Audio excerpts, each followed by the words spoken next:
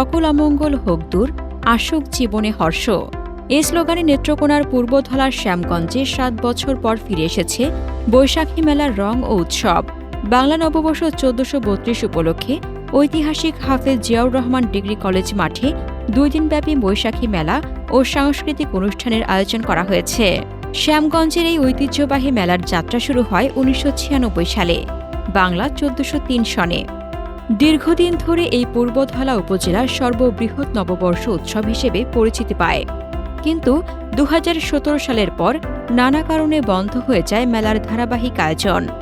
দীর্ঘ ৭ বছর পর শ্যামগঞ্জ বৈশাখী মেলা উদযাপন পরিষদ ১৪৩২-এর উদ্যোগে আবারও ফিরে এসেছে উৎসবের সেই চিরচেনা রূপ। ২ দিনব্যাপী এই মেলার প্রথম দিন অনুষ্ঠিত হবে বর্ণাঢ্য র্যালি, মেলার উদ্বোধনী অনুষ্ঠান, সাংস্কৃতিক প্রতিযোগিতা, আলোচনা সভা এবং সন্ধ্যায় সঙ্গীতানুষ্ঠান। দ্বিতীয় দিনে রয়েছে বাংলার ঐতিহ্যবাহী হাডুডু খেলা, ঘুড়ি উড়ানো, ম্যারাথন দৌড়, লোকজ সঙ্গীত পরিবেশনা ও পুরস্কার বিতরণী।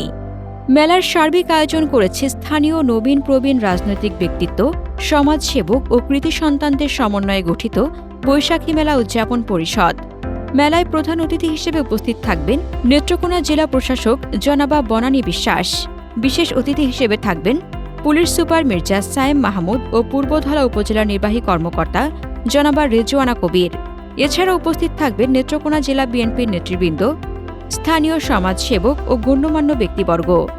প্রতিদিন সন্ধ্যায় দেশের খ্যাতনামা সঙ্গীত শিল্পীদের একক পরিবেশনা এই মেলার বিশেষ আকর্ষণ হিসেবে দর্শকদের মাতিয়ে তুলবে বলে প্রত্যাশা আয়োজকদের।